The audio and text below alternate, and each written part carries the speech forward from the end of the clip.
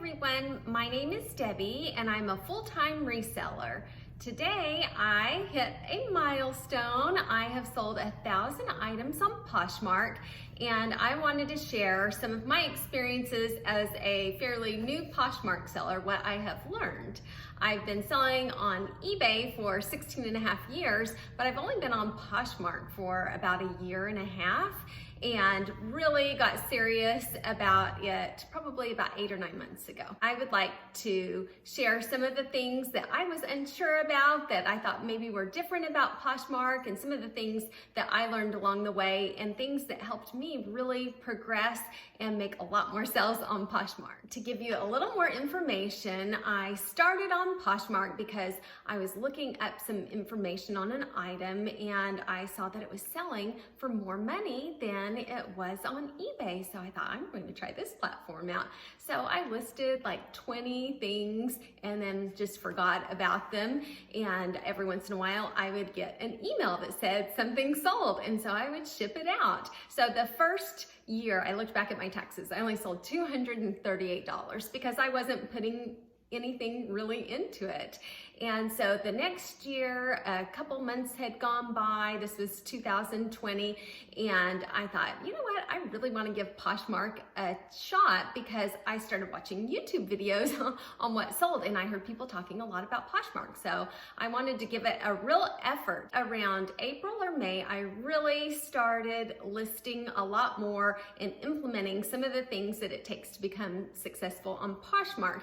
And in 2020, so last year, I didn't even put in a full year, I sold a little over $20,000 on Poshmark. On any platform that you are on, you want to do the basic things of listing consistently, have nice, clear pictures, good descriptions, disclose anything about the item that might not be perfect, have great communication, ship quickly. Those are the basics for any platform. So this is 10 items that are specific to Poshmark that I had learned and helped me do better.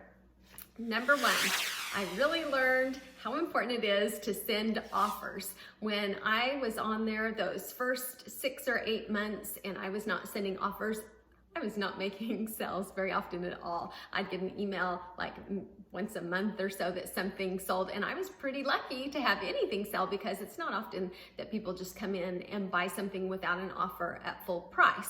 So I really learned that that is crucial. And now what I do is I send offers as soon as I see a light come in.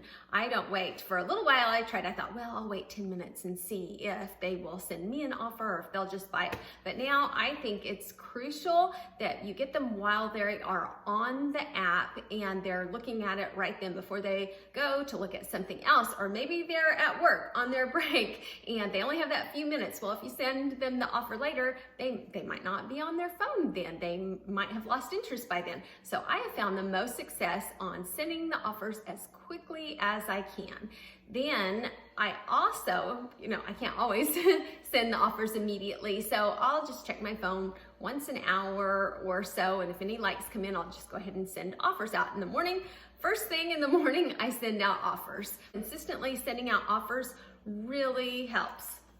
Number two, I learned that I cannot list an item for what I want to sell it for. Poshmark is built upon sending offers and people getting items at a discount. It's kind of like when you go to a car dealership. If I go in and a car is for sale and they're saying it's $10,000, I know there's no way I'm going to pay $10,000. I know there's going to be some negotiation and probably that car will sell for about $8,000. So if I went in and they were like, nope, that's the price, I would probably just leave because I thought they're not willing to negotiate.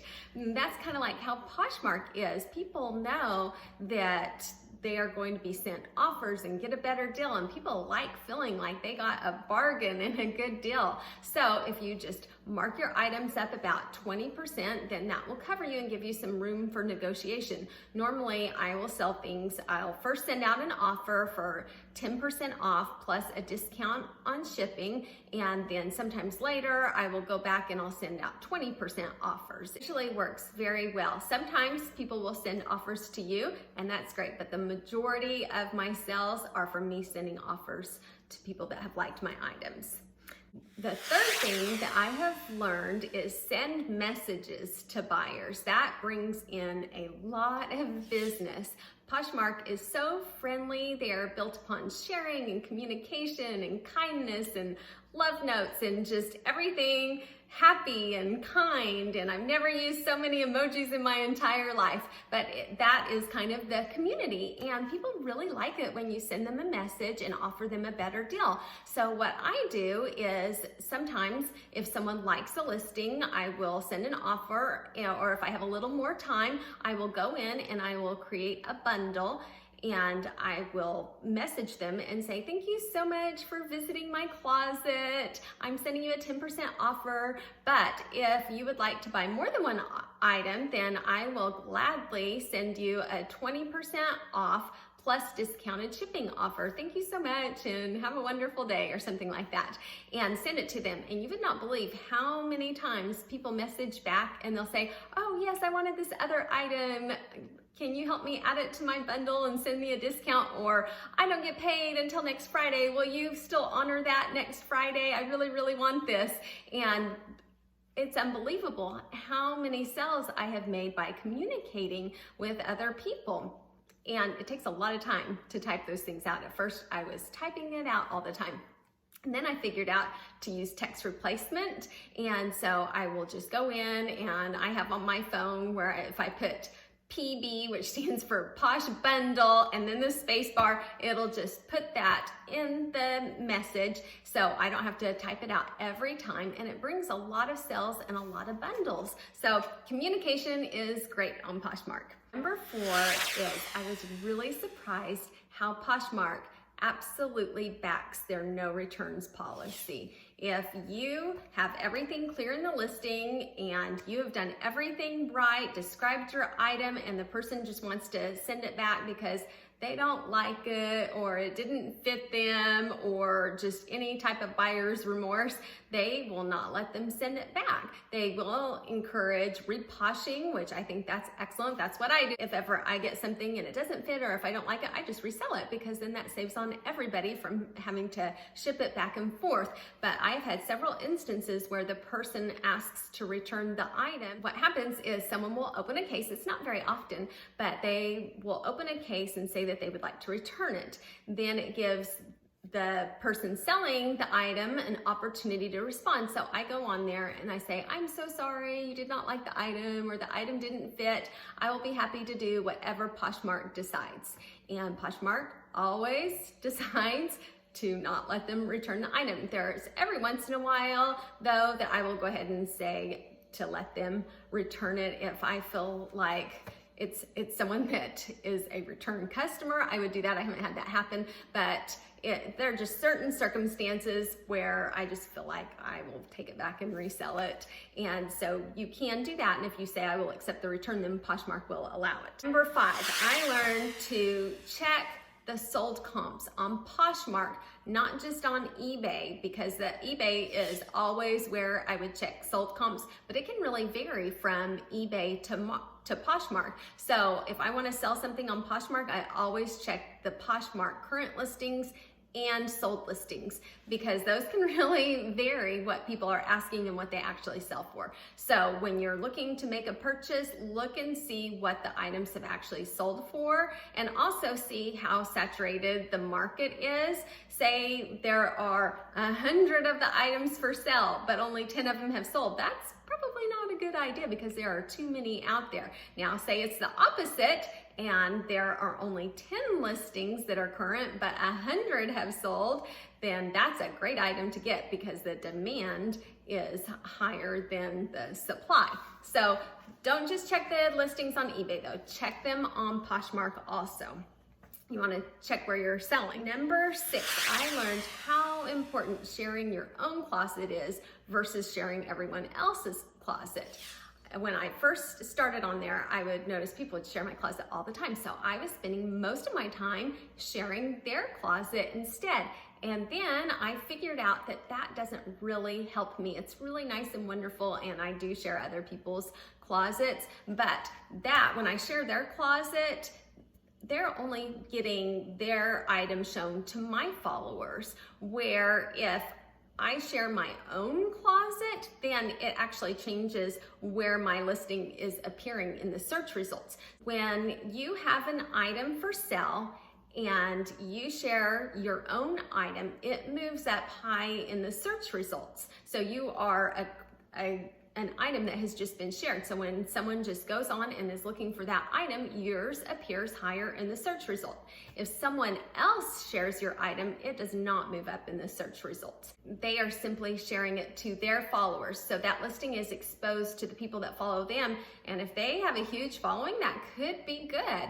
But the following of Poshmark in general is, of course, a lot larger. So you want your items to move up in rank. So always share your own closet, put those listings up high, and have them fresh every day. Number 7 is how important packaging is and making things really cute and fun for the buyer to open.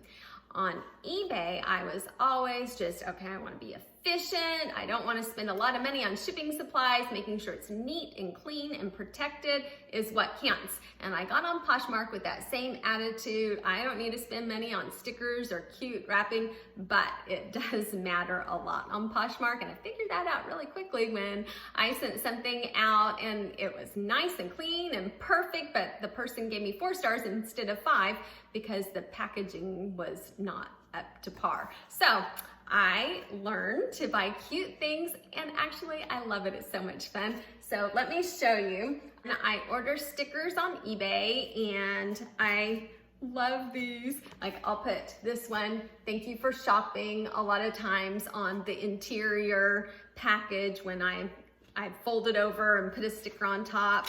Or this one, I just got this one. This is a new one. It says, warning, opening this package will cause extreme happiness. I thought that was so cute. Or then I'll have this one, your order made my day. I hope this package makes your day. And then I have some that have my shop name on it. And it says, thank you for your purchase. Love to shop 242. That's actually my eBay store. I actually have 2 eBay stores and 2 Poshmark stores. So I have to get different stickers for each of them, but that just makes it fun for me also. I realized it's kind of like when I was teaching school, sometimes I was like, I don't know if I'm buying all these stickers and stamps for the kids or for myself, because it made it more fun for me when I was grading papers to put the cute little stickers and stamps on it. So it's kind of the same thing. I have a lot of fun packaging when I'm making the package really cute. So I actually thought that was a negative about Poshmark, and I love it. The next thing is I wasn't sure about host picks.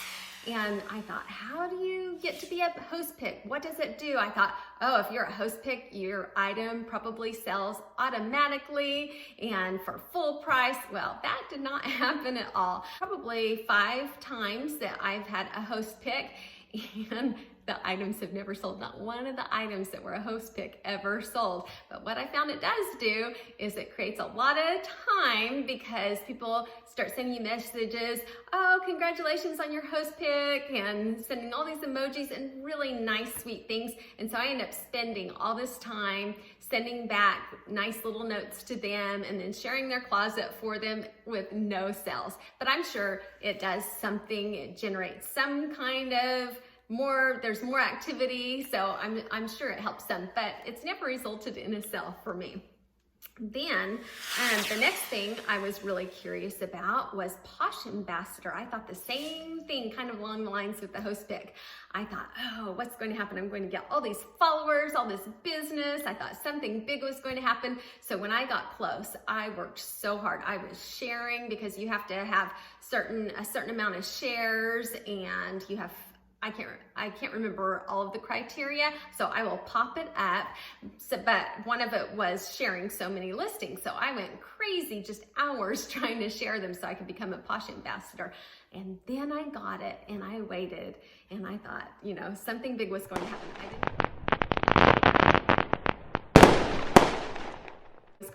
I didn't notice any difference in activity level, followers, or sales.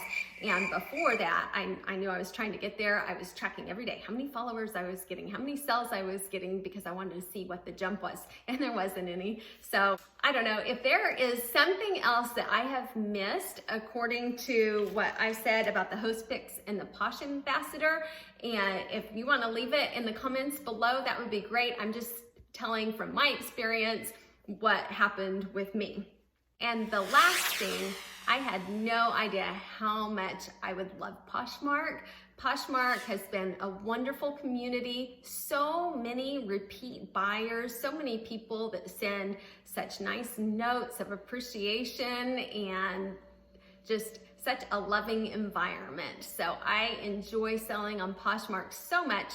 I will definitely continue to sell on Poshmark and try to even up it more this year, spend a little more time, add some more listings on Poshmark because I enjoy it very much. Thank you so much and have a great day. Bye.